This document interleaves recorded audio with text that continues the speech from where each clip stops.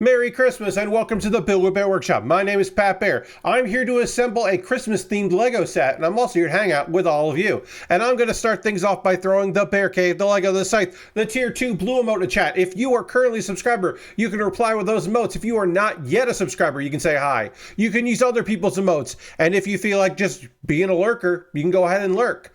Lashbrook is here. Hello, Lashbrook. I am blown out here, so I am going to adjust this. Or not blown out, but it just, I don't know what happened here. So we're going to mess with the auto exposure here a bit. And then we're going to mess with the white balance here. There we go. I was just very red. And I'm not red. It's Christmas. I'm not getting a sunburn. You know what I mean? That's just real weird. I don't know. I don't know why that happened. But anyway, hi. It's Christmas, if you can believe it. It's Christmas Day. I'm here. I'm going to leave the lights on for another, maybe another stream after this. Hey, Harold, welcome. I probably won't wear the Santa hat on next week, but I'm doing it now. Merry Christmas to you, Lashbrook. Thank you very much. Appreciate you. I don't know on Monday if the Christmas lights, the digital Christmas lights will still be up, but the hat won't be because I sweat in this thing. And it's in the low 70s for some reason. It got warm in South Carolina and it's pleasant. It was strange times. I went and worked out today in a t-shirt, not even a hoodie. Very, very odd. Anyway, I'm full of turkey and good cheer and merriment, and we're working on a Lego set. Before we get into that, should just say, hey, no pressure on this one. Just let you know that Twitch is doing a sale till the end of the year, and if you want to save money on gifting some subs, you could do that. There's a sub sale going on. Five or more gifted subs, and you save 35% off until January 2nd. So consider that. I don't know. You could do that. You don't have to, but you could do it. Anyway, let's go over here to the overhead camera and we can take a look at what we got building tonight. This is the Lego Nutcracker. And apparently we can modify it, give it different eyes and more facial hair. I don't know I don't know how I feel about that. We'll find out. But yeah, it's Lego Nutcracker. This will not take all stream, but it will be the thing that we work on and then maybe work on something else after. You know what I mean? Just that there. And then let me just zoom in a little. There we go. Perfect. But yeah, this will not take the whole stream. 208 pieces, no problem. We got that. It comes, this is a thing I wanted to mention because I actually think this rules. I'll take care of this box later. It comes with a brick separator. Now, normally a kit that is only like 200 pieces, you would not see a brick separator. But this could be a Christmas gift for somebody. And so, hey, Lord Crashing in, welcome. So they included the brick separator because this might be somebody's like first Lego set or second Lego set or something, or getting back into the hobby. So they included a brick separator, and I think that's lovely. I think that is a nice touch because, do I have a ton of these? Of course I do. I have so many of these, but now I have a new one. And I just think that's nice. I think that is a nice bit of business. I was like, why do they have that in this? There's like, what are we doing here? And it's like, oh no, they're just trying to, somebody somewhere in the company was like, oh, this could go to somebody that doesn't have one. Because, it's a holiday gift, perhaps. Perhaps it would be under the tree for somebody. I don't know. I mentioned this previously. I'll say it again. I bought this kit in January of this year. This Lego set I purchased so long ago because it was on sale after the holidays. And I was like, yup, want it. Know that I would want to build this. And then I didn't have to think about what am I going to build on Christmas, or around Christmas, right? Because like at that point, I wasn't even looking ahead to see like, oh, do I stream on Christmas Day? Do I stream on like Christmas Eve or whatever? It's like, oh, it doesn't matter. I'll just stream and that'll be cool. I'll be streaming around it. So I knew I would do something where I would want to have a Christmas thing. Folks that joined me on Tuesday, thank you very much. Our Christmas Eve stream was a lot of fun. My voice was a little strained there. The streams where I talk for 2 hours about wrestling can kind of push the vocal cords, but it was really fun. I had a good time. So thank you everybody who joined me for that. The VOD is up if you are interested. You know, I haven't linked to the VOD channel here in a while, so I'll do that just to make sure.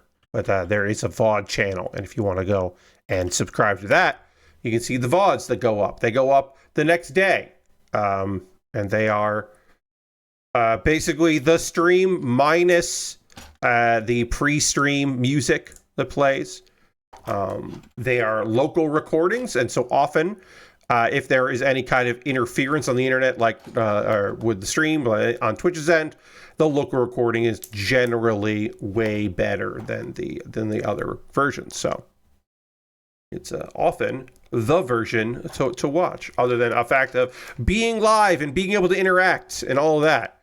Also, there's one Christmas song that I'm playing that gets part of my stream muted on Twitch, and I don't know which one. This is very rare, because usually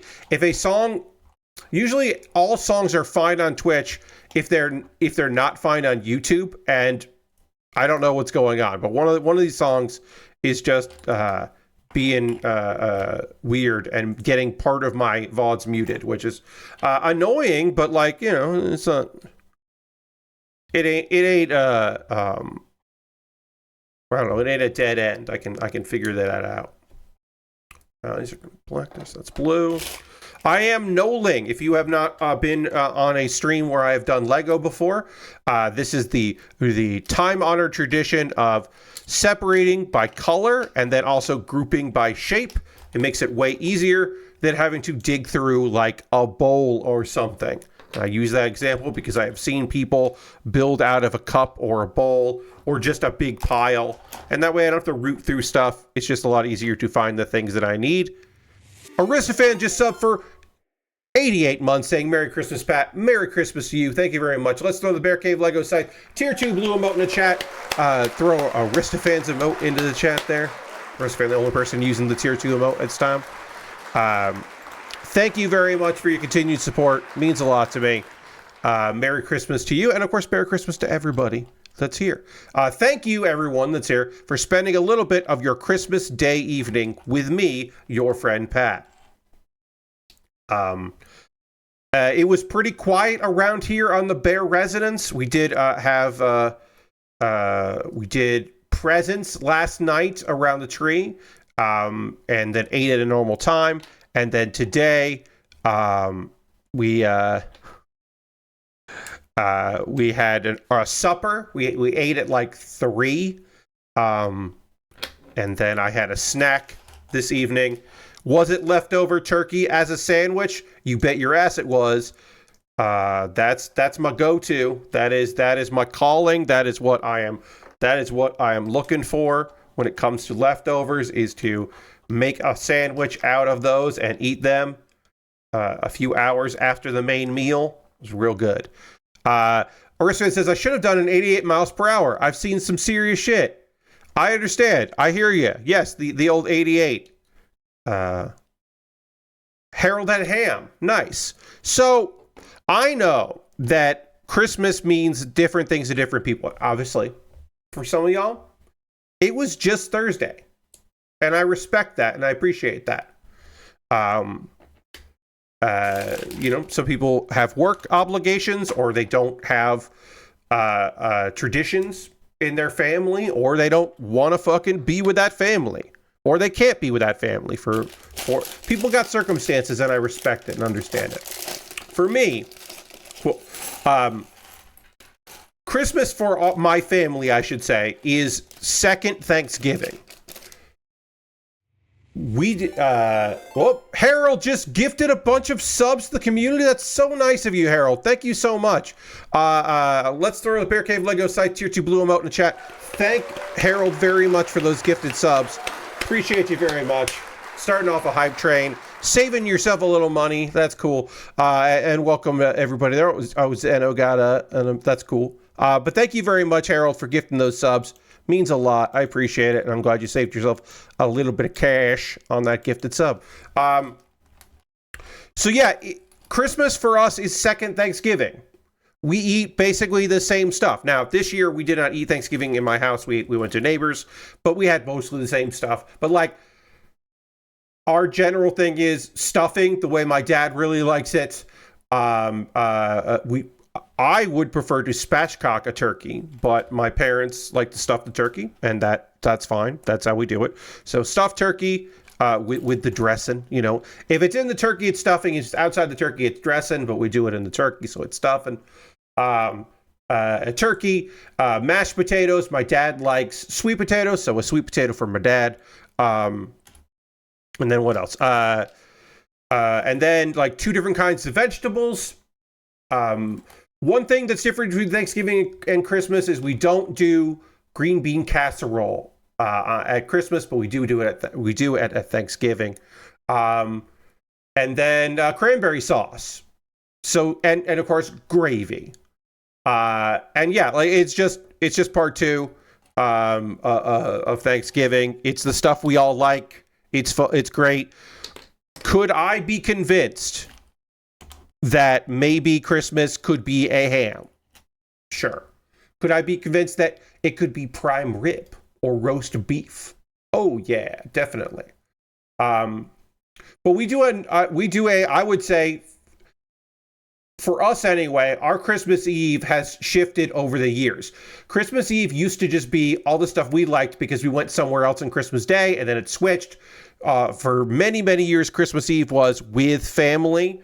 And so it was more of a, like, you know, there was turkey and a ham and also a side of beef. And it was just like, get whatever you want, make it work. Kind of a holiday, a more buffet style. But we have not been with that family in many years, that side of the family. Just as people got older and such. And now for us, Christmas Eve is lasagna. My dad makes a killer lasagna. He only makes it one time a year. We are not Italian. We're not an Italian family. We just do lasagna and a salad, and it's great, and we love it. And that's it. It is a strange thing, but it's a lot of work, and so my dad only really wants to do it once a year, and so that became Christmas Eve, and it's real good.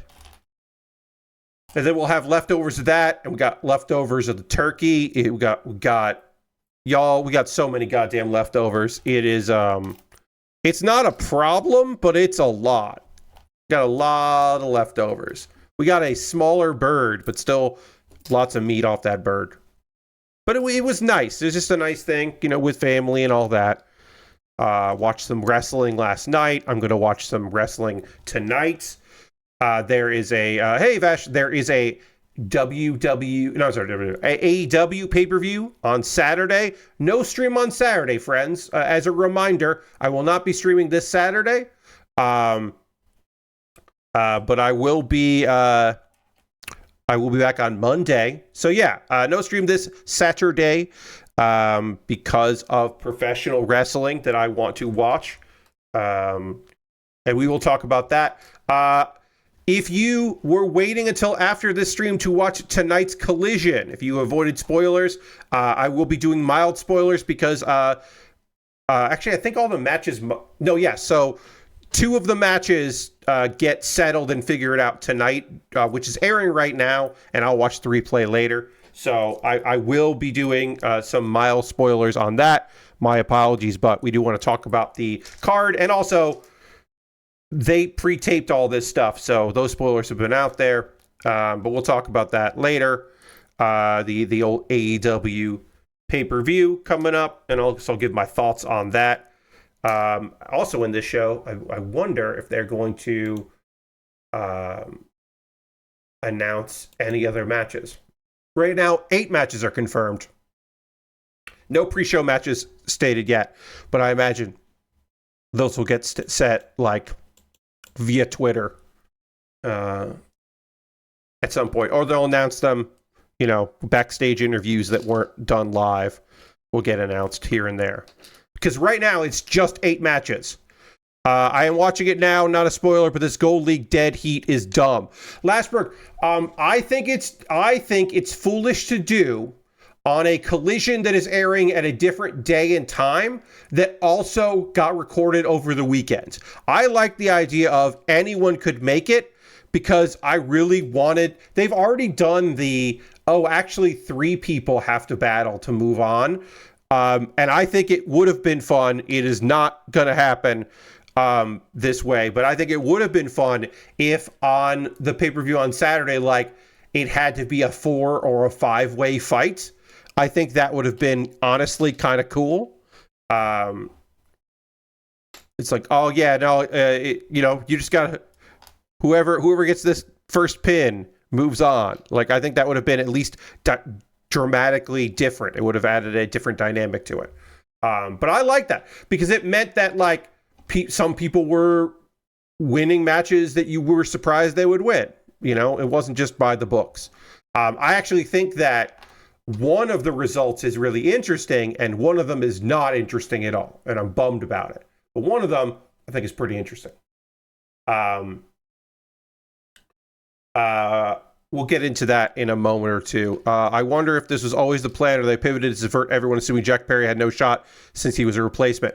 So, Lashbrook, the one thing that I will say is that probably not, because Tony Khan doesn't pivot or change his mind about things, right? Like, Jack Perry is getting wins that Darby Allin probably would have gotten, but also Darby Allin wasn't going to, like, make it to the semifinals either. So it's just like, like, last year, Commander won way more than he would have if he had just been in there, because he had a spot for somebody that they wanted to have some wins in the tournament, like, because Commander is he is a luchador that is signed to AEW, so he does not win fucking shit. There's only one luchador that can win at a time, and right now that's Bandito. Bandito is the only luchador that gets to win in AEW. And then when our man comes back, a hologram comes back, then he'll start winning again because he's undefeated. And then Bandito will just have to start winning on Ring of Honor and not on TV, because can't have 2 luchadors winning at in the same time. It's impossible. So the other matches we can talk about here, because I'll wait a little while before I say what those are there. Or you know what? I won't spoil it. There is a semifinal match and a semifinal match, and the winners of those matches face each other. And those will be good matches. One of them is a boring thing. I think it shouldn't have been in there. One of them is an exciting one, and I am excited for that match.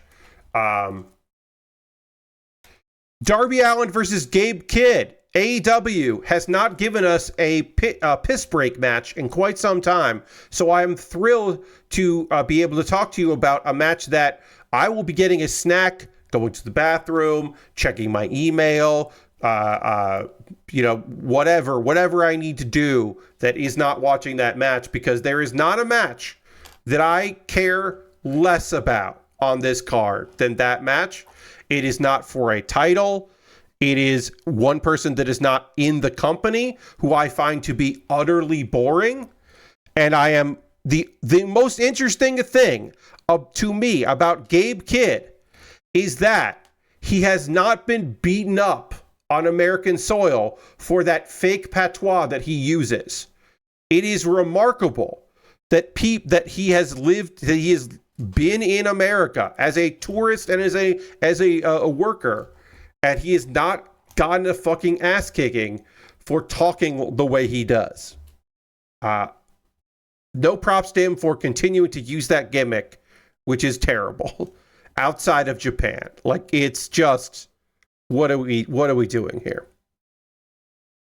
He's also in a promotion where someone else is doing a patois who is not, who should not be, but that's a Japanese guy, and his German DJ friend, and that works so much better. The Knockout Brothers works so much better as a gimmick than fucking Gabe Kidd. Jesus Christ. Gabe versus Darby is just like, man, I understand you want Darby Allin on the pay-per-view. Sure, whatever. I like it, but I understand it. Gabe Kidd, fuck off. There are so many AEW talent. Like, obviously, there will be a pre-show match with a bunch of people that were in the tournament that are not in the semifinals, right? But when I think about, like, how many great wrestlers are not on this card, and Gabe Kidd is, it makes me really annoyed. Because he's just not a good wrestler or interesting. So, yeah. At the very least, you should be using the fact that Gabe Kidd was in a match, and yes, he was real, and maybe you don't want to deal with it, but at the very least, there's already a story with Gabe Kidd literally, accidentally, of course, injured Eddie Kingston. Like, Eddie got injured in that match. That could be the story. But they're not making that the story. Instead, he's got a fucking grudge against Darby Allin for reasons. Stupid. FTR are defending their World Tag Team Championship against Bang Bang Gang. In this case, that's Juice Robinson and Austin Gunn in a Chicago street fight. At least it has a stipulation. There's so many good tag teams. I understand they want to save a couple of them. They don't want to have those teams lose. And I guess you could say, like, oh, yeah, well, there was some controversy with the first match, so now we got to have the second one. And I'm like, all right, I don't know. I mean, I like a street fight. Don't get me wrong. I think a street fight is good. Maybe Ace Austin will do something cool and dumb. That would be good. Maybe Stokely will take a bump. He's good at that.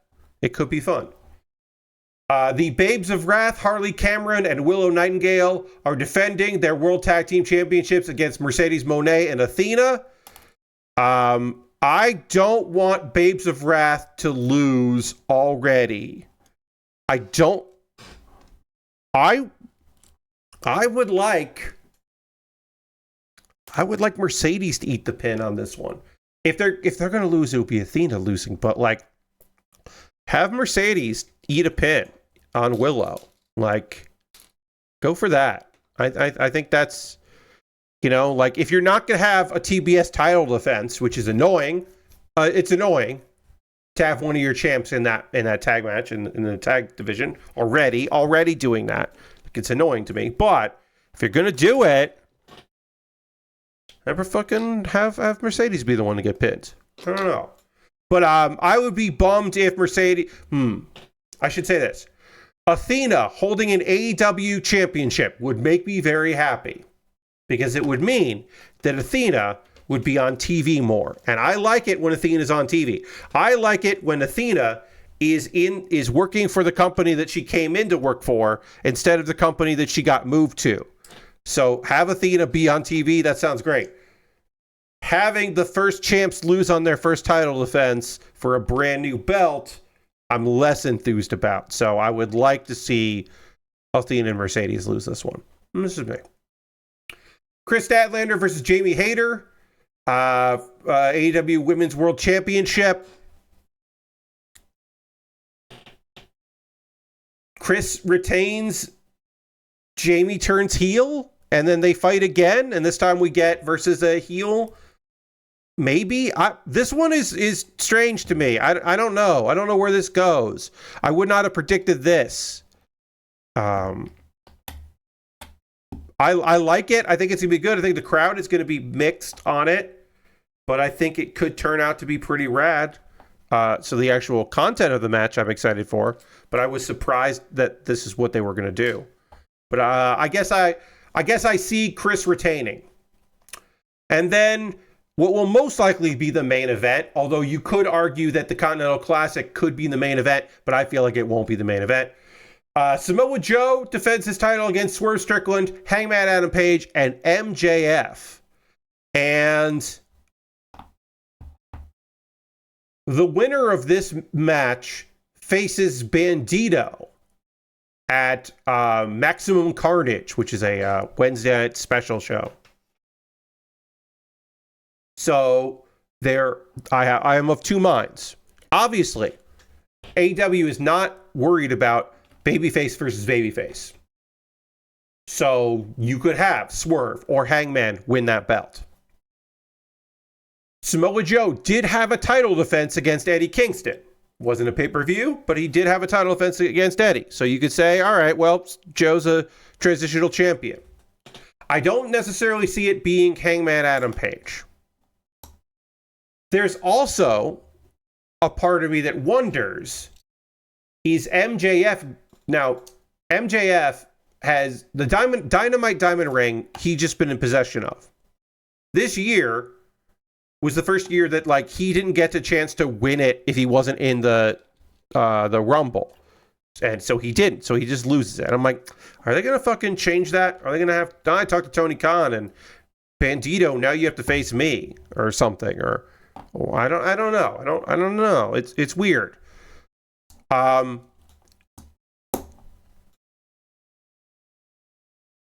I think Samoa Joe is winning, and then he's gonna beat Bandito, and then he's gonna lose at Revolution. But I don't know if I believe that. That's what I think, but I don't know. I'm kind of excited because I don't know if they're going to do, like, MJF is always a threat. It's a four-way fight. Joe doesn't have to be pinned to lose, you know? But then who gets pinned? Does Hangman get pinned again? Does Swerve eat the pin? Like, I don't know. I'm not sure what they're going to do with it. And that's kind of exciting. It's fun not to, like, really know what's going on with that. It could go either way, which is always a fun thing to say. I love saying that. It could go either way. But it could go either way. I don't know. I don't know how they're going to proceed with it. So that's exciting. That's fun for me. To be like, oh, I don't know. Maybe Joe loses. Maybe MJF wins. But it feels like it would be Hangman. I'll say this. If Hangman wins, I don't know what the fuck we were doing. Like, I don't know why you had Joe win for then Hangman to win it back. Like, I don't know what that is. So, to me, that says it's not Hangman. And then it's like, well, then is it Swerve? Does Swerve get his win back over Joe? Or Joe, and he took the belt from Joe. Does he do it again? Is that Joe's kryptonite? Is Swerve Strickland? That's interesting. MJF is the one who lost the belt to Joe. Does MJF win? Is MJF getting a beatdown yesterday, quote unquote yesterday, mean that he's going to win? It's a four-way fight. Hook, Shibata, and Hobbs aren't on the card. They could interfere. The Ops Dojo could get involved. God, I hate it. I hate it so much. I hate the Ops Dojo. But I don't know. Also, hey, Tony Storm's not on the card.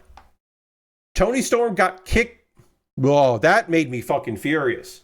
I want to talk about getting hot, getting pissed off in wrestling. Marina Shafir is not a good professional wrestler. They found something for Marina Shafir to do, which is be the muscle for a faction.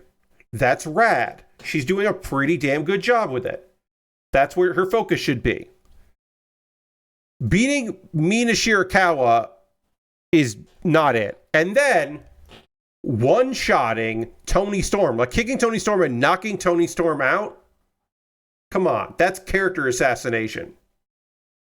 No, what are we doing here? Why are we building up Marina Shafir, who does not wrestle well. She is not a good professional wrestler. What are we doing here? It made me really mad. But yeah, Toni Storm, not on the card. Crazy. Hopefully she ends up on the card. But right now, I don't know. I'm mad about it. And then again, 2 Continental Classic semifinals. One of them,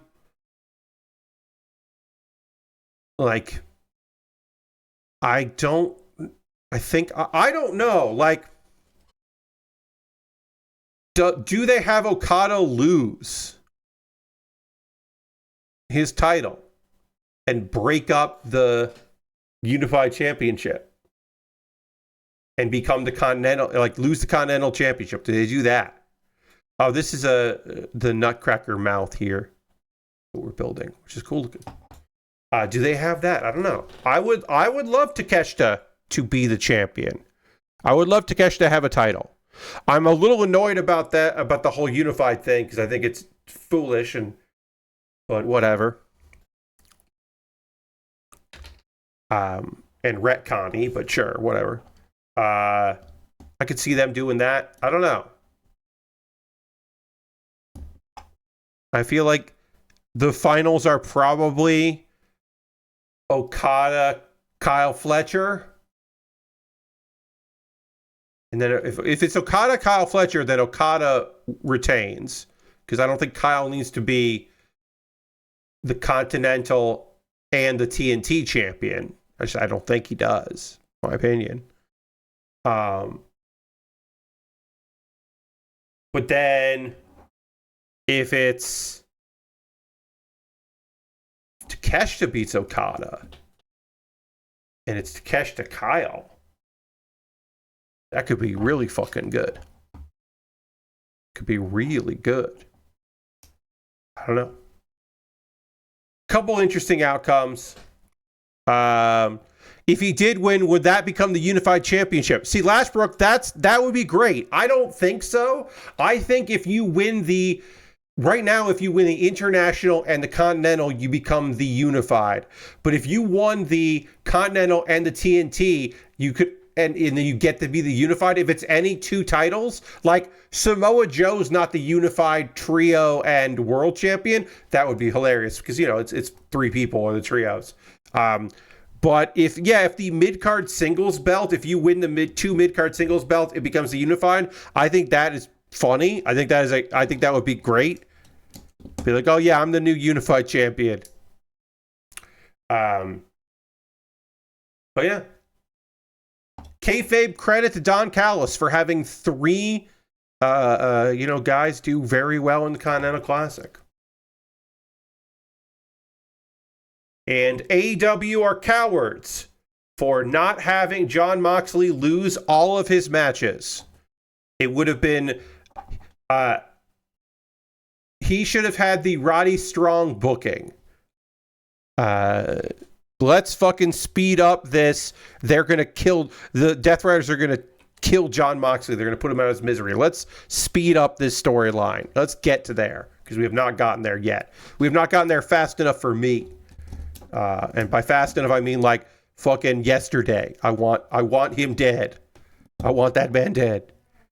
Compromise to a permanent end. Let's kill off Jon Moxley. Let's give Jon a long break, and then have him come back with a bit of a different gimmick.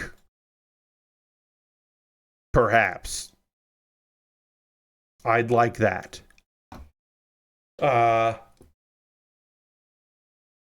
Yeah, I don't know. I think this could be a fine pay-per-view. I was pretty bummed with their booking on the last one. There were some things going on there that I was not super thrilled about. But I can't complain too much. This one, I like the Continental Classic. I thought this was a good classic. I like that. I think Speedball should have done better in it, but I'm biased because I think Speedball Mike Bailey fucking rules. So I want Speedball Mike Bailey to win a lot. I think Kevin Knight doing well was great. Excited that he was doing some stuff in there. I imagine, like I said, there will be a pre-show match, a 0-hour match with the Wrestle Boys. Some of the people that were in the tournament that didn't move on in there. I hope they find something for Jet Speed to do on that pay-per-view. Be a shame if they didn't, but well, we'll see. We'll see what happens. Sorry, I'm getting a little drowsy. I'm yawning. My apologies. Unprofessional. But yeah, I'll have more thoughts on that. We'll talk about the pay-per-view on Monday, as it's done. There's a little bit of gaming news here. One, there's not much to say about this, but this one is sucks. This comes from Bloomberg. There is Naughty Dog is crunching again. Naughty Dog, a company that just cannot seem to fucking work without crunching all the fucking time. They're crunching again. And the thing that pisses me off about this one is, even more so than general crunch, is they're crunching to get a fucking demo done. That sucks ass. All right, what color are we doing here? Is that the gold? Okay, this is the gold. They're crunching for fucking nothing worth it, man. Mandatory overtime, which again, crunch, is to get production back on track after several missed delays on far future action title Intergalactic: The Heretic Prophet. Workers were called to the physical office 5 days a week during the overtime period, up from 3. But yeah, they're fucking working on a goddamn demo.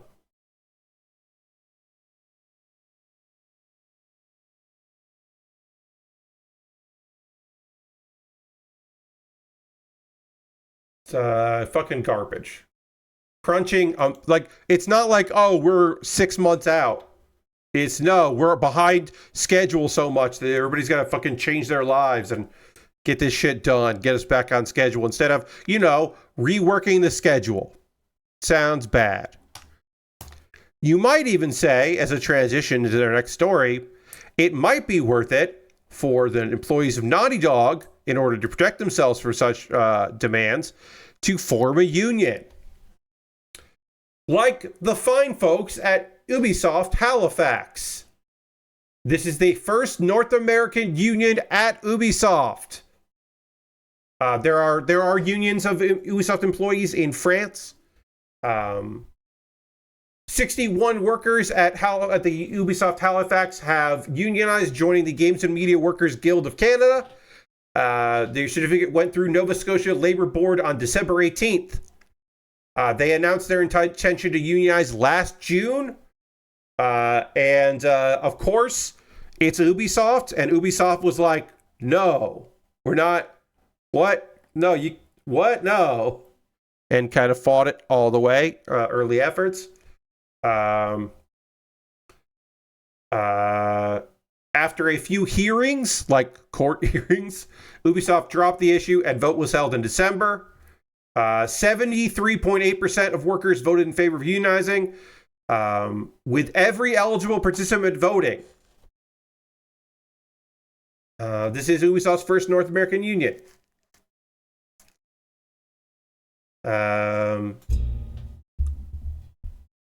Even though it's taken this long to certify, we're still dedicated to doing this with Ubisoft. We love where we work. We love who we work with. We're in this for the long haul. And yeah, not much of the story except to say congratulations to the folks at Halifax, Ubisoft Halifax, I should say. That fucking rules. Good on you.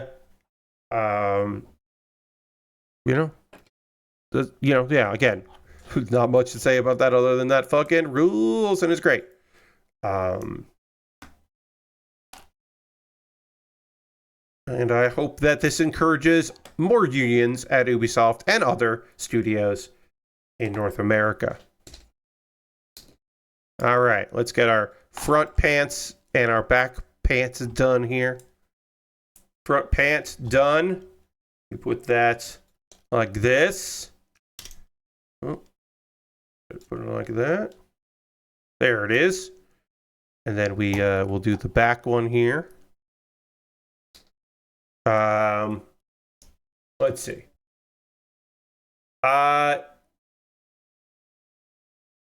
IO Interactive announced that their James Bond game is being delayed for 3 months. Excuse me. It'll get basically it's taking the old Grand Theft Auto 6's release date. So it's coming out May 27th instead of March 27th. Which is like, yeah, I mean that there is that hole there that people haven't really filled in too much, so sure. And people were obviously making way for GTA at the time. So it's like, yeah, take your time. That's awesome. It's coming out PlayStation 5, Xbox Series X and S, Switch 2, and PC on March 27th. It was going to be on March 27th. Now it's on May 27th. But yeah, they're going to take more time. I think, hopefully it doesn't keep slipping. But instead of being like, oh, we're going to postpone it for a little while and not giving the date, they gave a clear date. And so hopefully they hit that. But hey, they know better than me if it's done or not. So they think 3 months of polish will be good. You certainly don't want your most ambitious game that is also a licensed property to tank. You want it to hit. So, oops, I put these on upside down. Now they're on right, and then this goes here, and then this goes over here. All right, we're getting our Nutcracker together here. Assembly continues. Oh, we got to build the old belt here. Ho ho ho. Let's see. So it's the end of the year. Gaming news stories are few and far between. Like I said, there's a few things here and there, but most of the sites aren't really reporting things. There's not a lot of news being sent out there. So I do have two things from Kotaku's year in review that I thought would be kind of fun to chat a little bit about. They have their 10 best gaming surprises of 2025 and their 10 biggest gaming disappointments of 2025. And so I thought we would do at least one of them. We'll go through this. You know what? Let's be positive because I've been negative tonight. Let's talk about some of the positives. Like one of their lists of their positives or gaming surprises is how much people liked and Kotaku liked Elden Ring Night Rain. Which, it's like, oh, they're doing a multiplayer thing in the engine from like a really great single player game. Like, I don't know if that's going to hit. And, lots of people fucking love that game. So I can see, yeah, that's a good time. I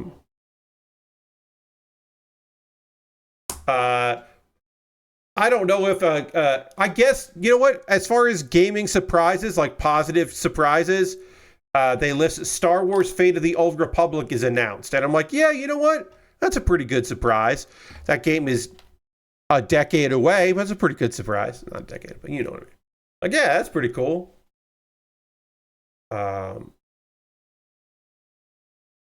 It'll be out before 2030. is what. So, I love on the Kotaku's list of biggest surprises lists Giant Bomb going fully independent and also Digital Foundry. And you know what? Both those are good stories. The Game Informer becoming a magazine. All that stuff is cool.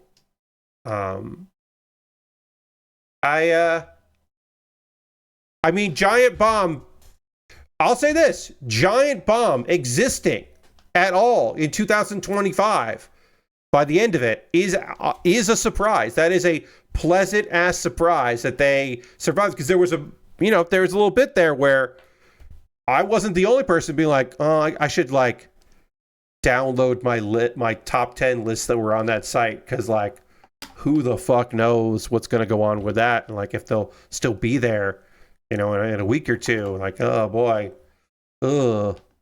back up your blogs, folks. And then it's like, nah, they bought themselves. What? Sure, hell yeah. And then they got a new website. And then yeah, Digital Foundry buying themselves out. That rules. Good for them. Kotaku lists as a one of the 10 best gaming surprises of this year. Nintendo adds Virtual Boy emulation to the Switch Online catalog, and I don't find that. I don't know. I mean, it is a big surprise. I don't know if it's a best surprise. Like, it is fucking weird, but I'm like, I don't know about that one. I wouldn't have put that on my list. I'll say that.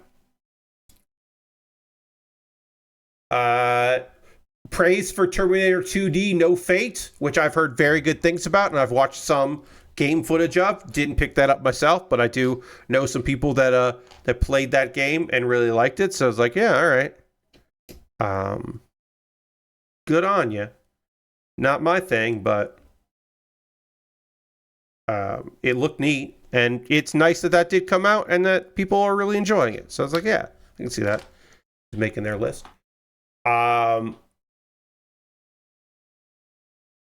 Yeah, it also got delayed a lot, so I think that's why people were pretty psyched about it even coming out, is because they did see a lot of delays. Helldivers 2 came to Xbox, and Gears of War went to PlayStation. And you know what? That is, like, we're getting more and more used to this kind of stuff, but it is something that I don't mind the idea of noting. Like, oh yeah, like, it is weird that this stuff is happening like this. Like, yeah, that is strange. These console exclusives suddenly, you know, aren't console exclusives pretty quickly or at all. You know, it's weird. So I was like, yeah, I understand that. I get that. That gaming studios in America have unionized, and they include mentioning Blizzard teams with wall-to-wall unions. Bethesda got in their first union contract. And yeah, I was like, totally understand that. I think that's a great point. I mean, the wall-to-wall unions in America is pretty crazy. Not just like, oh, it's this kind of employee. It's it's this style of thing. It's like, it's the QA union at this company. Like, no, it's wall-to-wall unions. That's fucking awesome. We got our arms for our Nutcracker. Cracking some nuts. Arms move like that. Okay. Arm moving up and down there. Arm goes on. Arm moving up and down. Ooh, flips all the way around. Ooh. All right, let's keep building. Keep assembling. Keep the party rocking. People really like the Simpsons season of Fortnite. It's like, yeah, okay. They also list Elder Scrolls 4 Oblivion remaster, and it being a shadow drop. People do like shadow drops. They, you know, it's nice when those drops happen. So it's like, yeah, all right, I can see that. And then Silksong came out, just like, hey, Silksong actually came out. Like, yeah, I hear you. Like,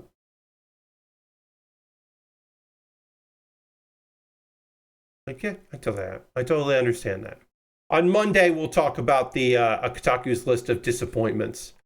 Biggest disappointments of the year, you know. As I think that'll be a good conversation starter. Perhaps. Maybe it won't be. Maybe it won't work at all. And you'll be like, oh, Pat, no, I don't know. But my game of the year is Nubby's Number Factory. You can find it on Steam. It's on sale right now. You should buy Nubby's Number Factory. It's already a cheap game that you can get for even cheaper. Weird Peggle is how I describe it, and it's a very fucking good video game. You should check out Nubby's Number Factory. My number 2 game of the year is Power Wash Simulator 2. Obviously, it's Power Wash Simulator 2, and it fucking rips, and it is a great sequel to Power Wash Simulator. I don't think I really need to get into too many details about that. I think it speaks for itself, and that is a quality fucking video game that I had a lot of fun with. I don't know what else. Hades 2 is... I don't think I like Hades 2 as much as I liked Hades.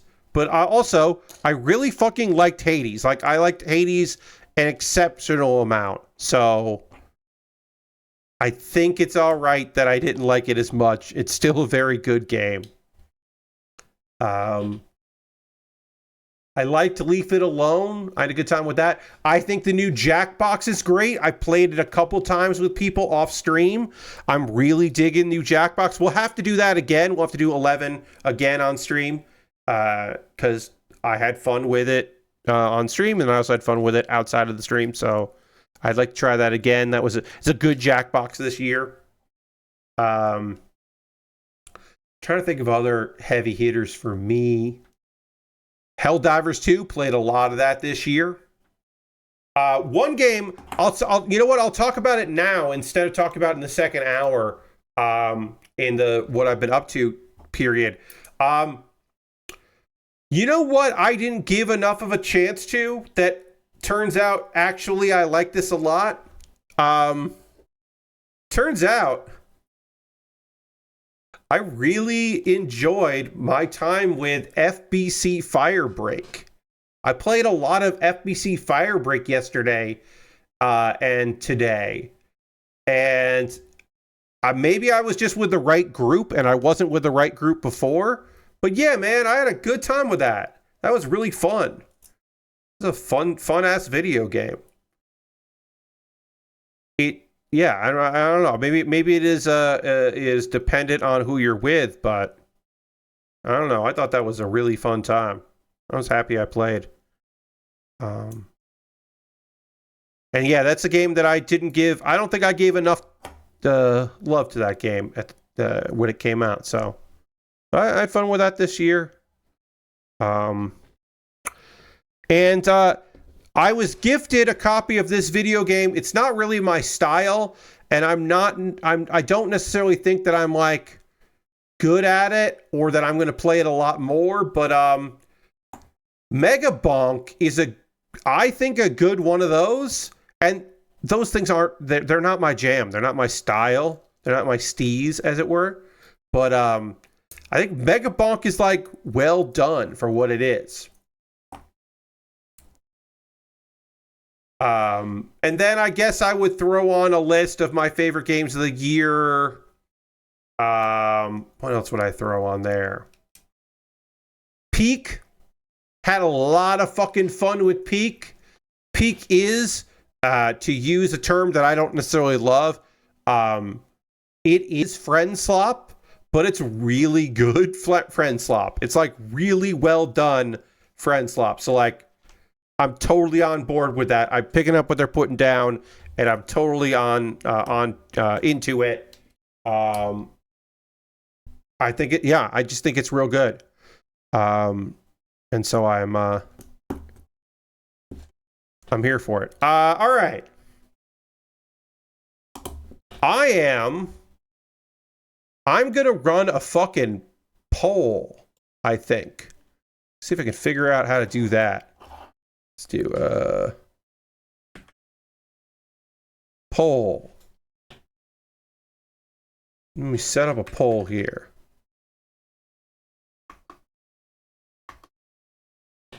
Why isn't that working? Something's going on with this here. My dashboard is not letting me do that. Oh, what happened? I'm still here. I was trying to set up a poll and it doesn't want to let me set up a poll. There it is. Now maybe I can set up a poll. Start a prediction. Manage your poll. Add. Okay. We're going to add that. I'm going to start a poll here. Create a new poll. Question. Which Nutcracker should I build? Our responses are going to be clean shaven,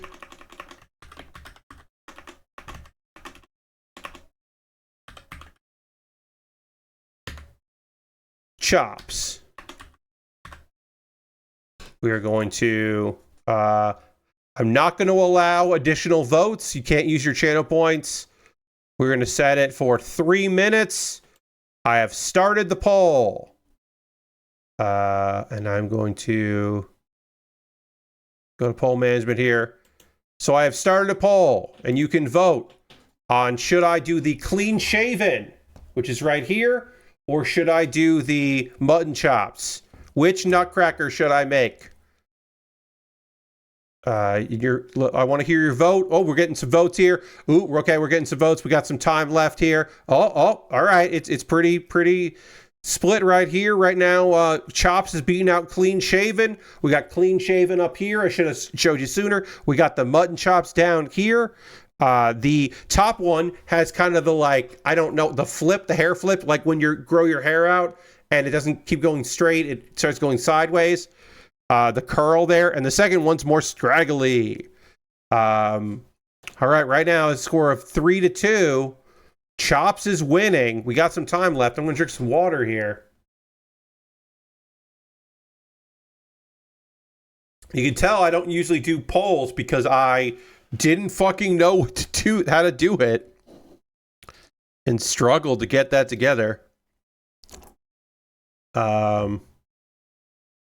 Got some time left here on our poll, but we'll let it go. Maybe a few people, there are some people that haven't voted yet. Maybe they want their voice to be heard and they want to let me know which like face I should do.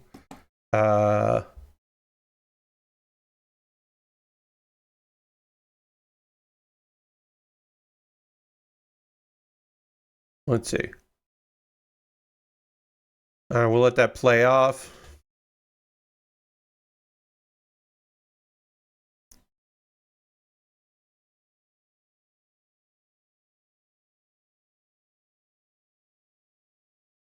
All right, let's see here. Good. Okay, and we're almost done. Oh, all right. Chops is pulling ahead of Clean Shaven, everybody. It looks like that we're probably gonna go with the Chops and have some of the facial hair there. That's what it's looking like, and not the Clean Shaven boy, which I'm okay with.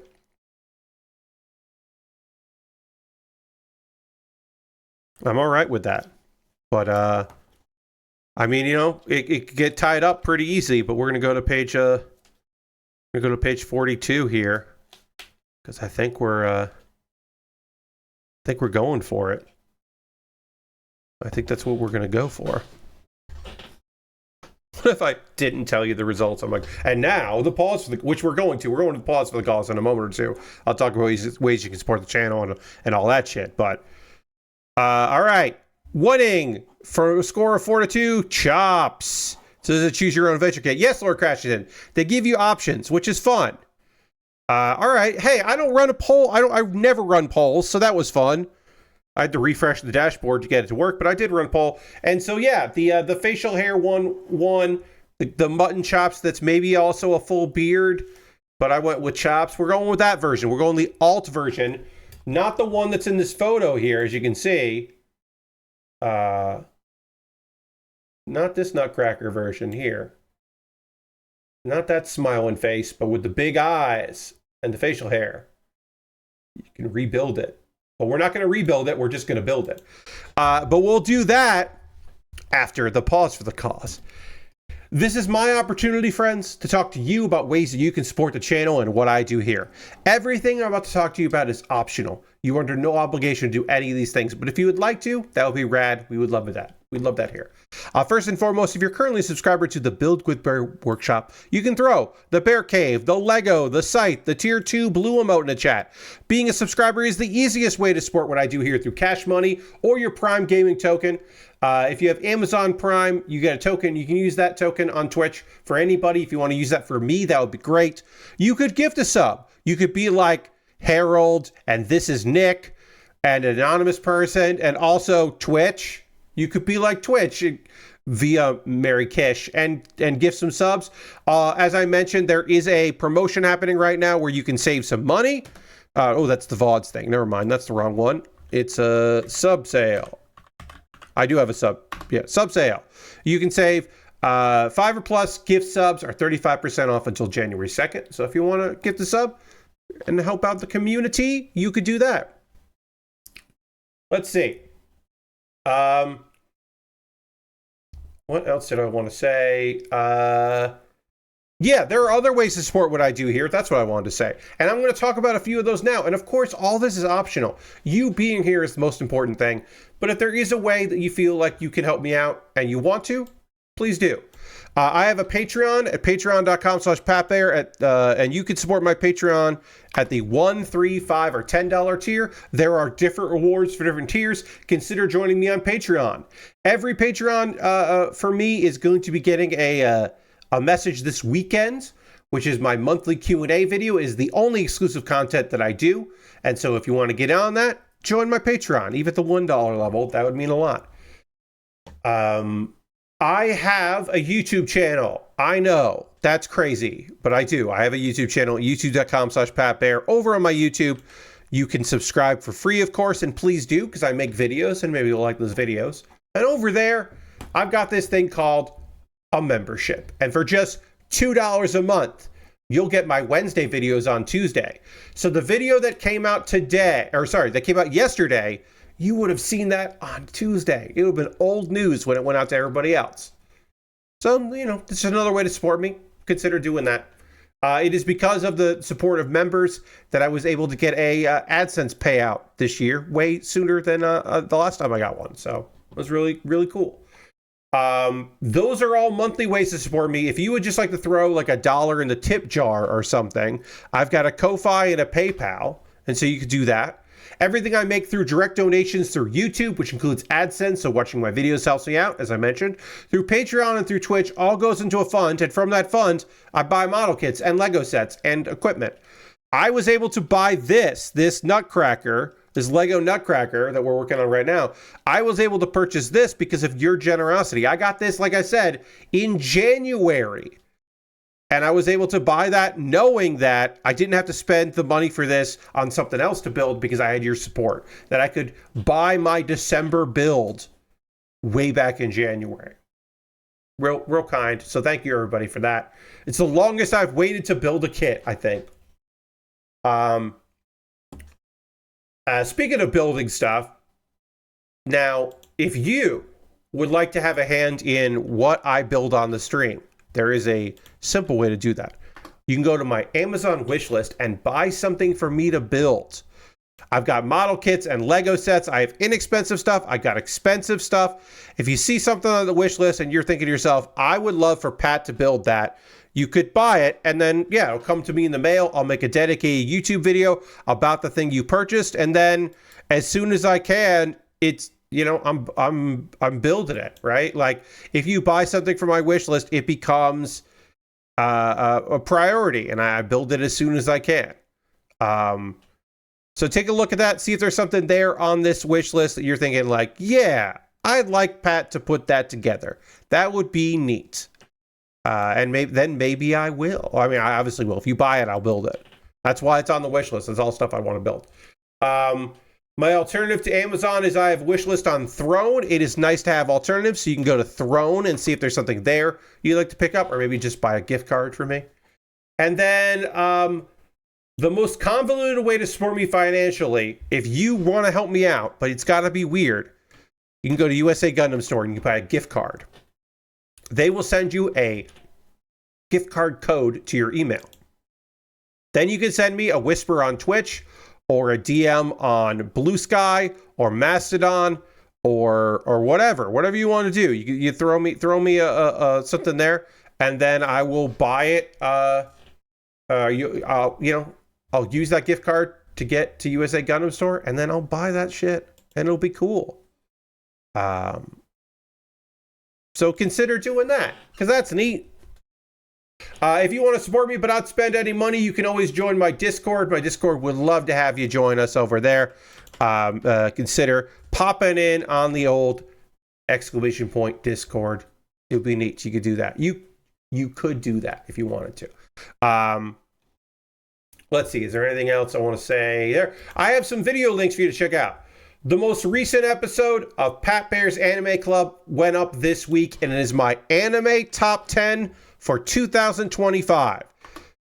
That video is getting a little bit more traction than my normal Pat Baer's Anime Club videos do, because it's a top 10 video, I think. But I would love for you to check that out. And in the comments, you can let me know about your anime of the year, or if there's something you're surprised isn't on my list, if my honorable mention makes you go, huh? Or my number 10 anime. I am sure there are some people that think, because they are also sticklers, should not be on my list. Maybe you think that my number 10 shouldn't be there. But I think I make a good justification for why it's there. At the end of the day, it's my list. I don't care. Maybe my number 1 anime of the year surprises you. Maybe you'll watch and go, he did talk a lot about that anime. I should check that out.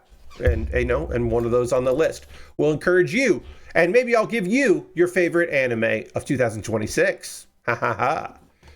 Please watch that. And then on Kuma Baer, I like to talk about a different theme every month. It's my anime recommendation. They're shorts. They're under a minute of me talking about a show.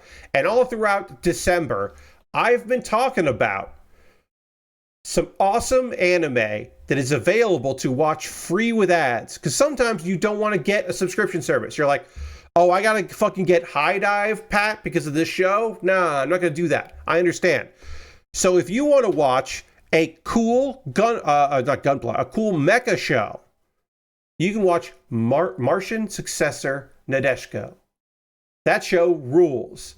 And I think it's an underrated show. And you can watch it for free with ads on YouTube. And if you have YouTube Premium, you don't need to watch it with ads. You can just watch it. But, if you don't have Premium, then you just watch some ads and see a cool show. It's subbed on YouTube, and you can watch it officially. Is it also probably on YouTube broken up into like 9-minute chunks? Like, I'm sure it is. But if you want to watch it officially, you can. That's a great show. So you should check that out. It is the typical, our main guy does not want to do this, but he is now a mech pilot. Also, he's on a ship with a bunch of weird girls. And it's kind of a romantic comedy and kind of a drama, and it's fun. It's good.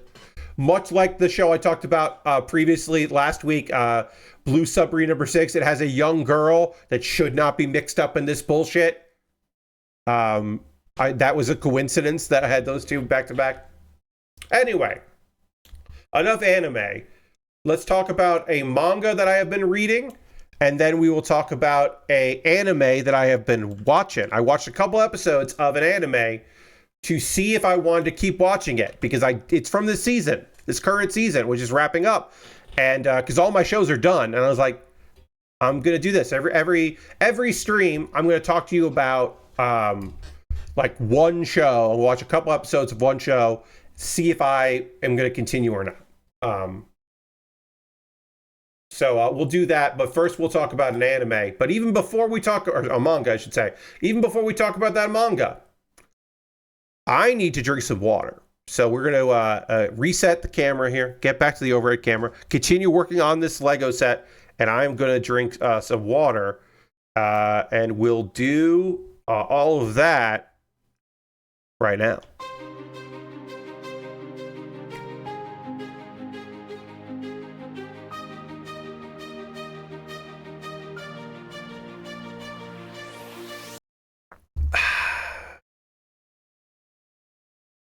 All right. Let's keep working on this thing. This will be fun. We'll keep working on our Nutcracker here. Let me tell you about a manga. You might be surprised to find out. that defying expectations with gravity magic to be unparalleled is a isekai manga. I know, you're shocked that I'm reading an isekai. This is I'm going to say, pretty fucking good. So,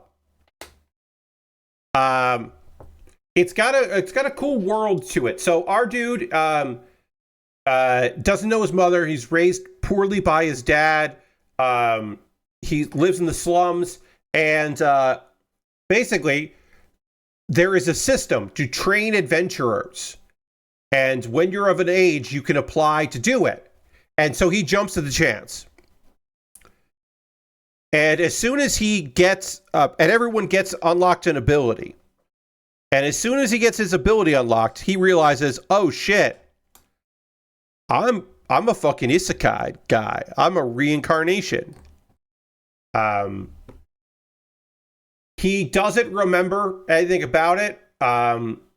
But this guy, Wade, our main character, gets a magic that people are like instantly like, oh, that sucks. Because he's like strong and he's like mature for his age. And he would probably have been a good adventurer.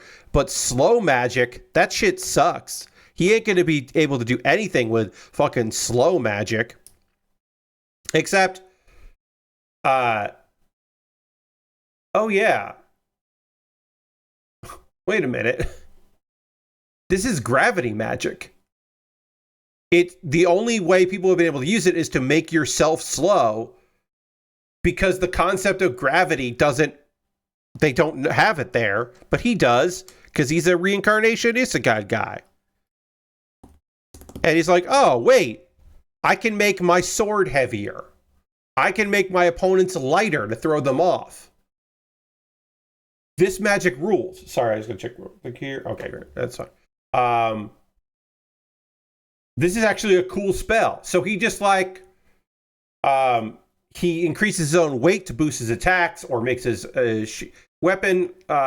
He can also make himself lighter so he can evade more effectively. He fights they fight a monster. He fights a monster he shouldn't have been in that part of the dungeon in their training. And he's doing a fucking great job. He also, some people, of course, want to start talking shit and fucking with him. And so let me just find what I gotta do here. Oh, I gotta put it that way, yeah. So he whoops their asses, and it's good.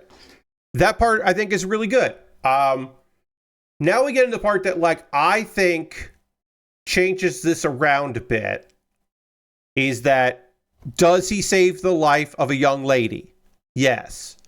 Is she being bullied? Is her magic not that great? Considered not that great. But he can see its true potential because he's an isekai guy. Yes. All of that is true. And it makes for something that's I am not doing this right. Okay. I have realized now that I have done this backwards. I've done one of these backwards. But I can fix it. So one thing that makes this one interesting to me is our girl who has been bullied and kind of like mistreated is a yandere. And you kind of don't see that in isekai that often. Meaning that she's like fucking upset. Like she's fucking obsessed with our guy Wade because he is a savior figure. He does save her life, but also he kind of like is the one that believed in him. And it's very funny because he's just like, yeah, I want to be in a party with you. Whatever you want to do. Like, you understand my powers. You tell me what to do. You're the leader. I'm sticking with you. Then you add in another guy who is just like a kind of a regular dude, but a good guy who is like a low-ranking noble, but can see the worth of Wade and is like, that's his ticket to becoming a hero. And you got like a kind of unique party that I think is pretty fun. Where I've left off in the manga, they are they're starting to do some dungeons, and they're out of the training program and hitting the real world and dealing with people and expectations and all that. You know, he went from nobody believing in him to a bunch of people acknowledging him, and now they're in a new environment where he has to like kind of start over with that, because there will be a lot of people that are like, what do you mean you're doing this? Like, what do you, slow magic, come on, you're lucky to be alive. So I think it's good. It's slow in many ways, and I think it's like solid, and I like the dynamic. And like I said, you don't really see yandere too much in this style of show. So that's been nice. Did I put this on wrong? I did. Yeah. Gotta go like this. There we go. I keep messing up, but luckily it's Lego. It's Lego, so you can fucking fix your mistakes when you do a big time goof. You'd be like, oh no, I gotta do this. But also, I'm using Lego pieces to simulate hair, so it makes sense that I'm having some issues trying to figure this out. Let's talk about an anime. I watched the first 2 episodes of Tojima Wants to Be a Kamen Rider. My overall thoughts on this one are that there are people out there that say, oh, Pat, or they say your name or whatever. They're saying in general, look, you don't need to know about Kamen Rider to like this anime. This is an anime about a guy who grew up and is kind of surprised his childhood dream never came true and he didn't become a Kamen Rider, and it's about people that love it and that leads them to kind of emulating it. And you don't have to, like, yes, there are millions of references to episodes and characters and all of that, but you don't need to know any of that to love this thing and have a good time with it. And the people that say that to you are people that already know a lot about Kamen Rider. They are lying to you. As someone that does not know anything about Kamen Rider, my biggest critique of Tojima Wants to Be a Kamen Rider is, I don't fucking get it.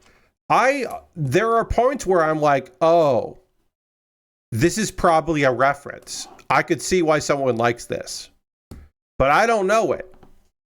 And to be clear, this is not me saying this show sucks because I don't get this reference. I'm saying this seems to be a love letter to Kamen Rider. And that's awesome, except I don't know anything about Kamen Rider. So to me, it's just a kind of a well-animated series with some cool characters that, for the most part, I'm like, this seems fine. It seems fine. Like, I've seen some Kamen Rider. I've built some Kamen Riders, action figure model kits. Bloop, bloop, bloop, bloop, bloop. Oh yeah, we do that. Bloop.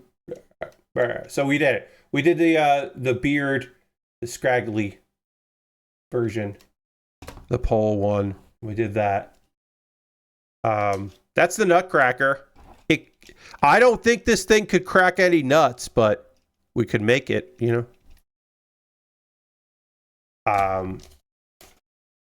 But I built this. I'm not familiar with shows Kamen Rider, but I feel like they give you enough info to get people's backstories and the characters they're obsessed with. Yeah, I mean, like, so I'll say, this anime does not immediately think that you know everything about Kamen Rider. It does try its best to be a show where the Kamen Rider-ness is not absolutely positively necessary for enjoyment. But I don't feel, after 3 episodes, I do not feel fulfilled and engaged and interested in watching more. And I think if I was big into Kamen Rider and I got the references, like, I would be in, I think that'd be kind of cool. Like, look, a guy that trains really hard to be a Kamen Rider, like, and then he's like, I'm just gonna do it. And then the end of the first episode, there's somebody who's fucking mad because she wanted to be the first Kamen Rider to like beat a guy. Like, okay.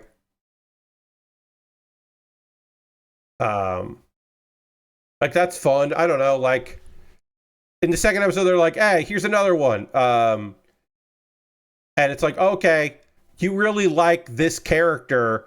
I'm sure there are people that like love that. I looked up who like the character that Yuriko was super into, and it's a Kamen Rider from like 1975.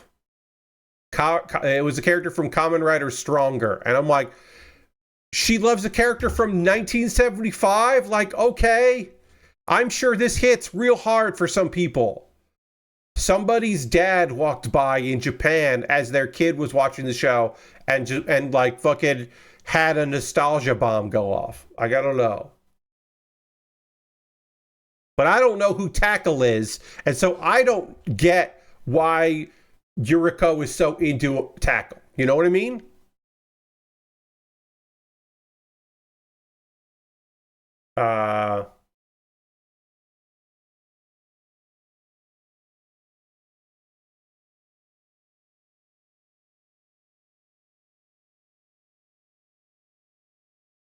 And then when we find out that the people who are pretending to be villains, there is a real villain organization, like in the third episode, that's interesting.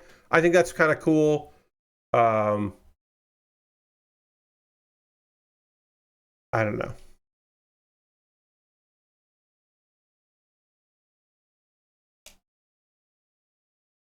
I don't know. I'm down on it. I think it's animated beautifully. I think it's a cool looking show, but it didn't hit me.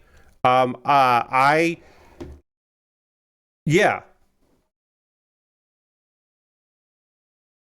Yeah, I don't know. I wasn't thrilled with it. I'm not going to, I was about to say, I don't think I'm going to like, no, I'm not going to keep watching it. I think if I was super into Kamen Rider, then I'd be like gung-ho about this one. But as somebody who is not super into Kamen Rider, I am just like, okay. Can I lock this up? I don't like its mouth wide open. I'm gonna try to do it like this, so that way I can. Yeah, there we go. Oh no, stay up. There it is. We'll just take off the back thing there so that I can take a photo of it like this. Great. We finished it. The Lego Nutcracker has been built. I'll put the thing back here so I can put it on the kitchen table. I like doing that for holiday Lego stuff. We got our Nutcracker. This was a good Lego Christmas thing. I thought it was a good build. So we can say goodbye to that, a thing that I have had in my closet for a year, and now we can bring back Donkey Kong. Because that's what we're working on. Lego Donkey Kong. Building all that. And so now we can... I have to get... there are a lot of extra pieces here. Lord Crashington wants me to hit the dance button, and I will. I'll hit the dance button in just a moment. I realized I don't want the extras from the Nutcracker to get mixed in with the Donkey Kong stuff. So I will... I gotta switch this up, but I'll do it while dancing. These are the extra pieces that comes with. A lot of extra pieces. So that's nice. I'll put those there so they don't get mixed up.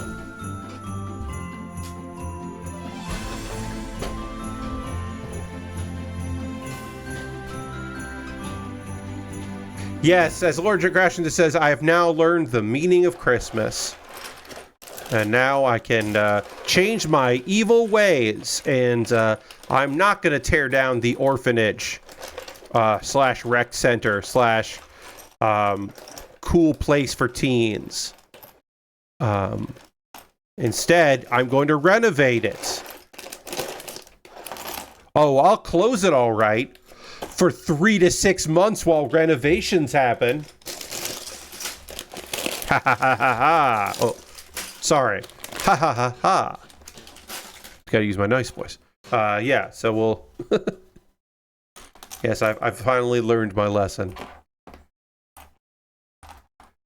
All right, we're in bag 1 of 3. There are some stickers. Hey, we're building Donkey Kong. That's fun. That's just fun to say. Look at this. We're building Donkey Kong in a cool barrel cart. But we gotta separate our colors here so I can find the pieces we need. And then, obviously, we won't finish this today, but I'll come back to it on Monday, and I imagine I'll finish it by Monday. So also this weekend, I will do a poll for my $10 patrons, like the last poll of the year, about what I should start when this is done. Speaking of polls, tomorrow, a poll will appear, a Google form poll. I will link it in my Discord. I will post it on social media. It will be a Google form, and you can fill that out and vote on what expensive model kit I purchase. I received $75 in gift cards, so to Amazon, specifically Amazon gift cards. I should be specific. I have $75 in Amazon gift cards this year, and I'm going to spend that on a model kit. I got Bonza for Christmas and been playing that all day. Pretty darn good game. Nice, Fash. Love to hear that. I'm glad you're having fun. You got Bonanza. I read it as Bonza, but you mean Donkey Kong Bonanza. Hell yeah. That's awesome. So I will have a poll, and you can vote on what expensive model kit I want to buy. Now, 2 of the 3 kits aren't $75, but realize that whatever change I have also goes to other model kits. I'm going to use all that money on model kits. So, but I have 3. They are all expensive. These are all kits I wouldn't normally purchase, but I am going to purchase because I have the gift cards. So I will use them on the gift cards. And so, yeah.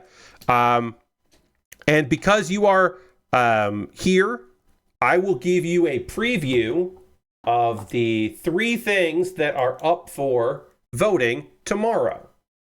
I'm going to show you the images here.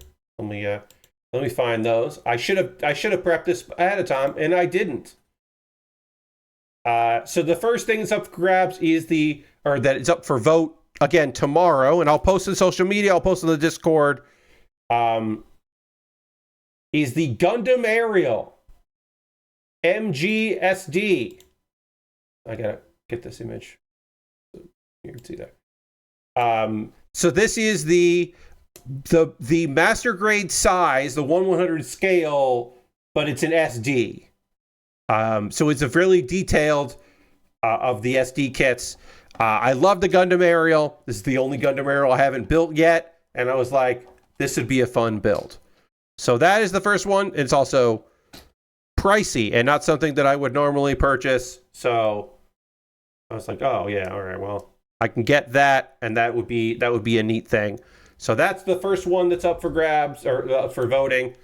The other one that is an expensive price kit on Amazon is, let me find it here, the Wing Zero Real Grade. That is the Wing Gundam Zero Real Grade from Gundam Wing.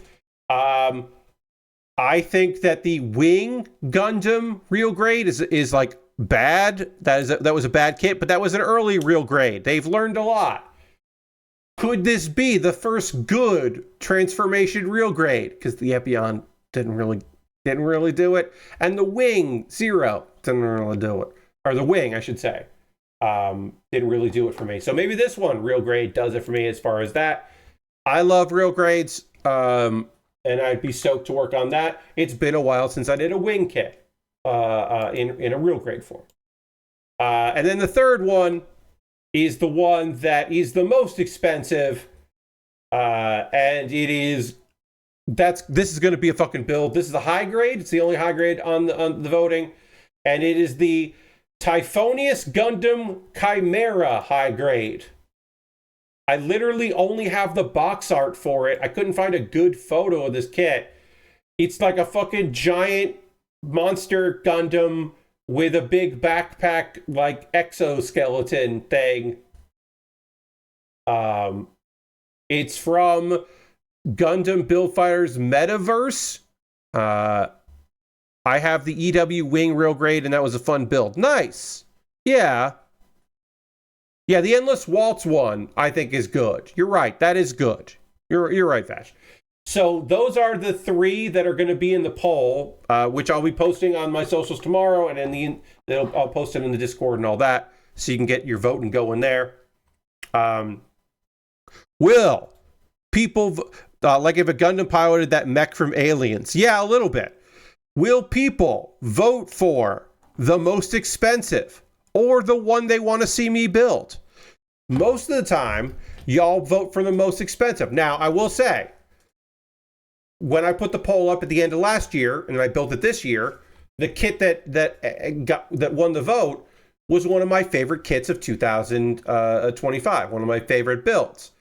The Zaku Warrior live concert version, the pink, the gayest mech in Gundam history. That thing was beautiful. It was a lovely build. Instantly, my favorite of the year, one of the best things of the year.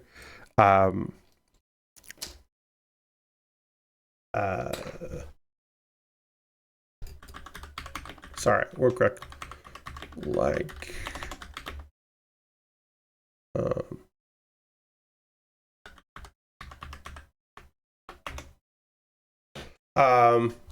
Yeah, I thought that was a really fun build, so I wouldn't mind doing, like the most expensive isn't necessarily the worst idea, right? If you want me to spend every cent of my every fucking cent of my gift cards on that, I will. I will be also buying a bunch of extra kits just because I have I also had the AdSense come in, and in that case, I'm not going to use that AdSense money just to buy another big expensive kit. I'm going to use that AdSense money to buy something fun, like a number of kits, most likely, because I want to have a good backlog. There is one kit in my backlog that I really would like to build, and you know what? Yeah, you know what? I'm sorry. I've talked myself into this. I'm not going to do a poll at when this is done. When I finish this, I'm going to build a model kit that's just been my backlog for too long, because there are 2 kits in my backlog, right? Wait, I built the other one, right? Sorry. This is excellent streaming, where I'm like, I built that other one, right? I did. I built that other one. Okay. So there's one kit that's in my backlog the longest, and I just want to fucking build it. So the next kit I'm building, I'm calling an audible, and I'm going to pick it. I'm going to build the Super Gundam. Because I want to. It's right here. The Super Gundam, the one with the big backpack. It's not the most exciting thing, but it's been my backlog for most of this year, and I just want to get it out of the backlog and build it. I don't think it's ever going to win a poll unless I start getting stuff that people have no interest in. It's never going to win the poll, and so it's never going to get built. And yeah, Vash says, hell yeah, I love the Super Gundam. Yeah, I think it's just very cool, and I want to build it. So this is going to be cleaning out the backlog with a kit that has just been sitting there for too long.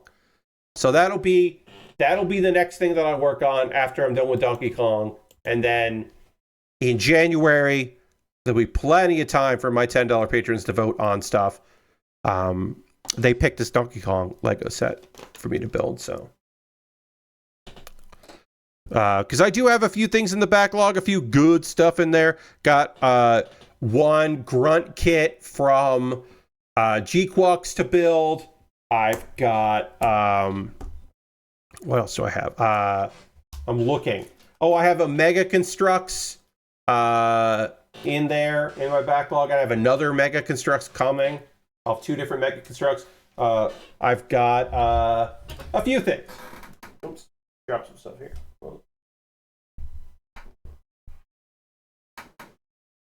Also on Sunday, I've got a kit from the movie. Turns out they put out a lot of kits for the Gundam Seed Forever movie, and I haven't built all of them, but I've built a lot of them, and I've got another one of those coming. So I got a little bit of a backlog. Oh, and also a Lego set that has been in my backlog for a bit. The Lego Money Tree. I've had the Money Tree in my backlog for a bit. And the Gundam Altron. I've got the Gundam Altron, which is a premium Bandai kit that I bought through USA Gundam Store. And I thought that would have won the first poll it was eligible for, and it didn't. So I was like, oh, okay. But I am going to build that at some point because it's on the, it's in the backlog. It'll get built. And then in the middle of January, I will be receiving a G Gundam kit that I pre-ordered. It's the only pre-order I have into the next year. So that'll come at some point. Now is the part of the stream where I want to hear from you, friends. What are you watching right now? What are you playing? What are you up to? What are you into? I love hearing from you about those things and things. So please let me know if you got, if you want to tell me, like Vash, you got any games that you've been playing or anything you got going on. As I mentioned, I played Firebreak a bunch and I had fun with that. I never really talked too much about the Slim Shady mission. Oh, you're watching AEW? Hell yeah, Vesh. The Slim Shady stuff from Hitman was fucking weird. I think I've said that it was like it beat out. It didn't beat that out. The 7 Deadly Sins stuff was still the weirdest shit that Hitman has done. This is now the second weirdest stuff because it is, and we are helping out a celebrity with their existential crisis, and it's strange. It's a strange thing to do in a video game. It's weird. Really, really weird. Yeah, so Vash is playing Donkey Kong all day and watching AEW. Hell yeah. Harold has been playing more of his game of the year, Discountry. Okay, nice. I didn't play any Nubby's Number Factory today. I did the thing that I've been talking about maybe doing because I've got some fucking free time coming up here. I've got some videos to record tomorrow night, but I got a lot of time this weekend and next week to just do whatever. And I don't know how far I'm going to get into it, but I did download Fallout 4 again. And I did download the Nexus Mod Manager Vortex. And I might play more Fallout 4 nonsense. At the very least, I've got it, so if I want to start looking for like what mods of mine that I liked got broken or deleted, what are new mods that I'm into that I want to pick up, like I might get in there and see what's going on. I don't know. I am curious about that, so we'll see. I guess I'd start a fresh save and break my character and do a bunch of dumb shit. I don't know. But I am considering getting back into that game. I haven't played it since 2023, apparently. So I don't know. I don't know necessarily what I would do in there, but I'm like, I might fucking play that game again. I don't know.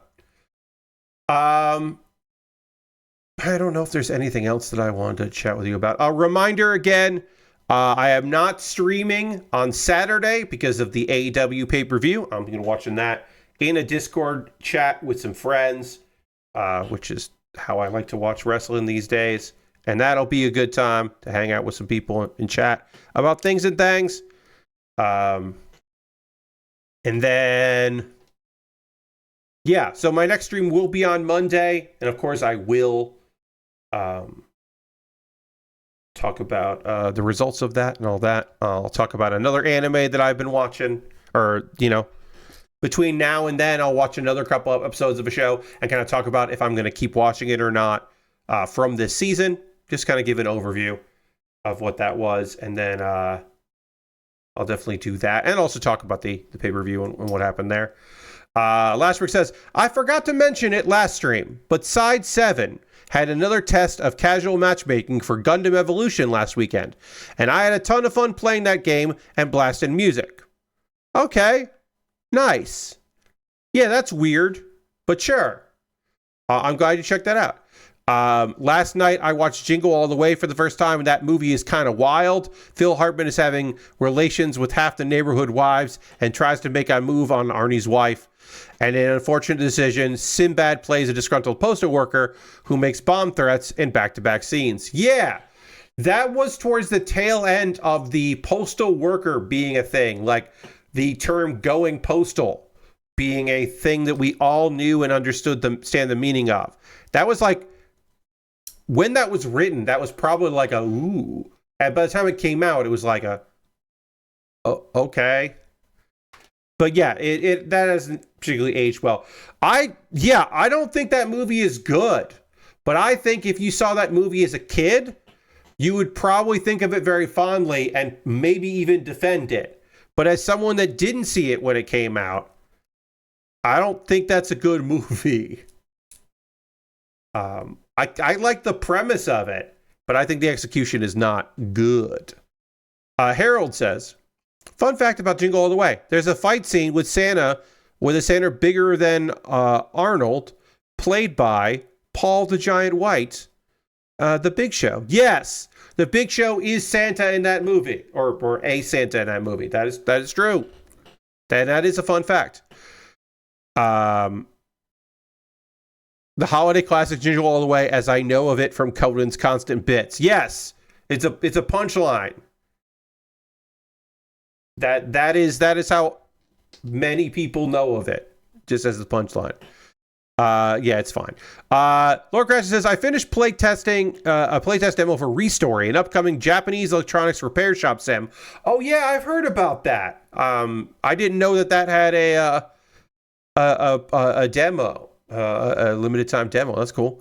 That was a lot of fun. It's one of my most anticipated games of next year. I mean, that game, from what I've seen of it, looks fucking rad, and so I totally understand. I didn't know that there was a demo of that for a bit. That's cool.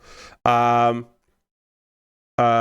I know that there are like licensed Atari stuff, like they license Atari things, and then there's some fake stuff. It's a nice chill game where you can repair and clean up fake phones, Atari controllers and consoles, and even a fake PSP with some interesting story stuff going on. Yeah, that seems neat, Lord Crashington. I am definitely interested in that game. Obviously, my most anticipated thing right now is what packs come out for Power Wash Simulator 2 next year.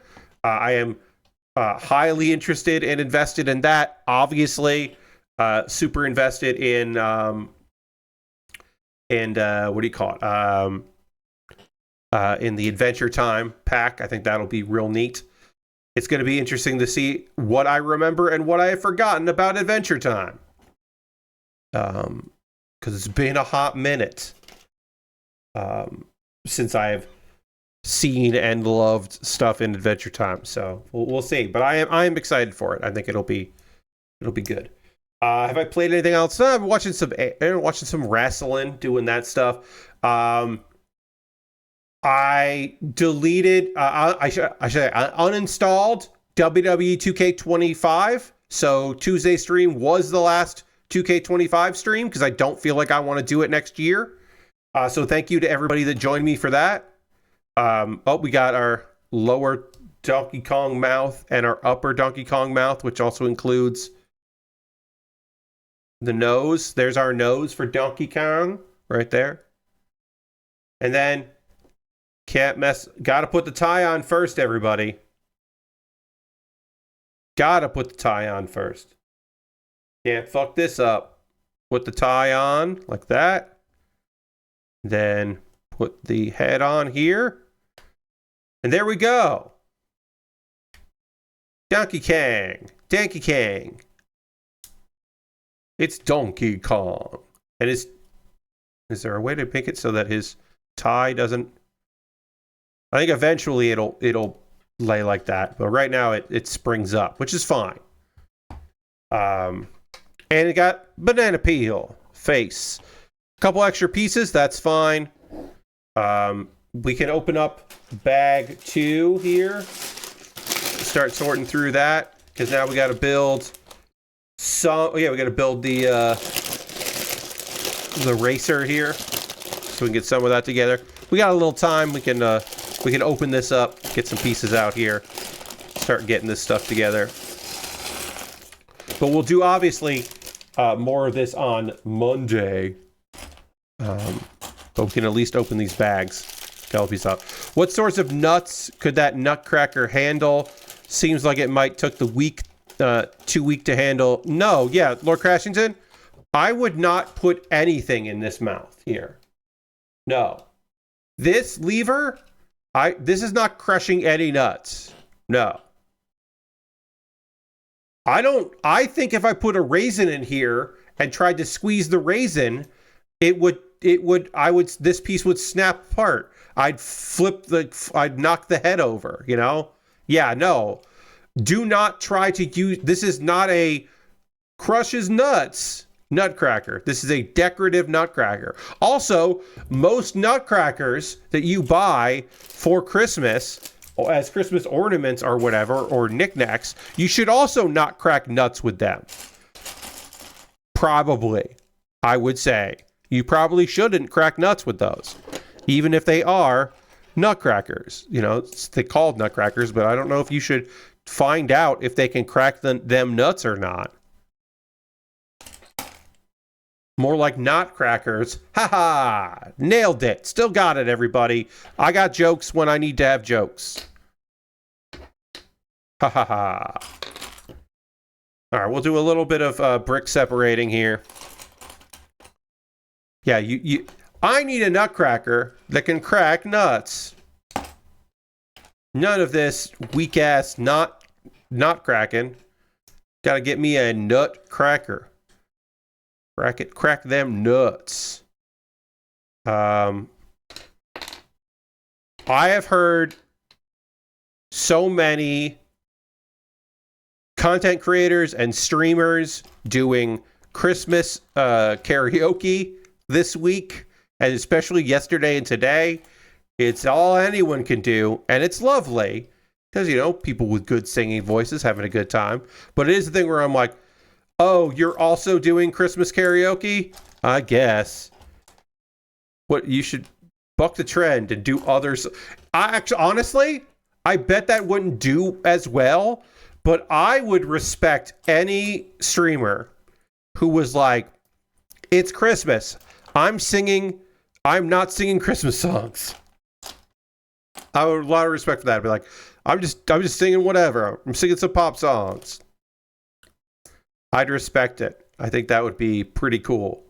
Be like, oh yeah, no Christmas songs. You want Christmas songs? Go somewhere else. That ain't me. Not today. Not this time. I think that would be pretty great. A lot of respect for anybody that pulled that. It was just like, oh yeah, no, I'm good. Leave that for the other people. I'm singing Judas Priest song. And not Rob Halford singing Christmas songs. The lead singer of Judas Priest has a Christmas album that's very good.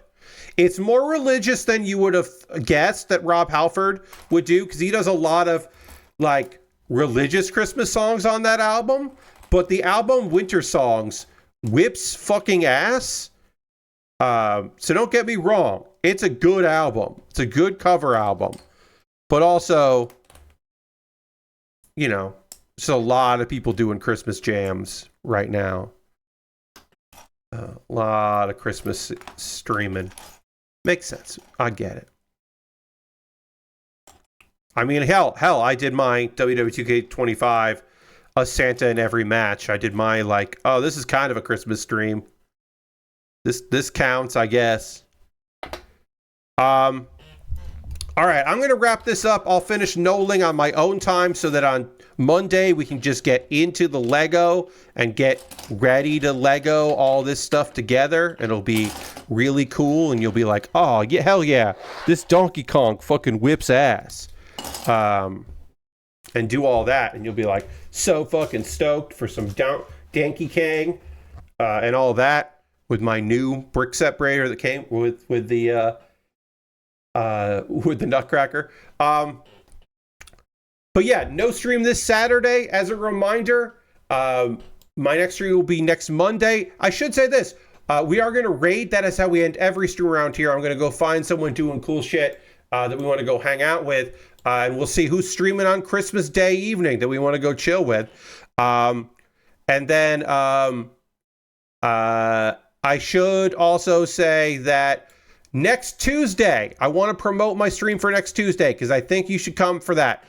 It is my annual, or my 4 times a year, Anime Club Live. It is my fall wrap-up winter preview. So I'll be talking about the new season of anime coming out next season where there are some fucking bangers. There's some heavy hitters next season. I'm real stoked about it. So we'll talk about that, and then also my favorite shows and my least favorite shows from this season. I don't know who we're going to raid tonight. How long have they been going? I've got 2 options here. So we're going to see which one I'm going to raid. Let's go hang out. You know what? Fuck it. Let's go hang out with Giant Bomb Forever. Giant Bomb Forever has got some rock band, it looks like, playing right now. And that's fun. Alex is going to sing. Jeff's on drums. That's fun. It's holiday themed. That's a great stream for us to go raid. Let's go raid that. That's fun. So we're gonna go raid Giant Bomb Forever, and then a reminder: my next stream is on Monday. No stream this Saturday. Monday at 9 p.m. Eastern. Working on this Donkey Kong Lego set, and then they've been doing GB holiday specials. Nice. Oh no, you saw the Vinny hurt himself VR thing. That's a nightmare. I never want to see that again because it's my friend getting hurt. And then next Tuesday, Pat Bear's Anime Club Live. Come check that out. I'll be talking about anime for over 2 hours. Thank you all so much for being here. Merry Christmas, one and all. Have a good Boxing Day tomorrow, and have a great weekend. I hope that you don't have to take the tree down too early. But I'll see you soon. Goodbye, everybody. Goodbye, goodbye, goodbye. Goodbye, goodbye. Goodbye, goodbye, goodbye. Goodbye.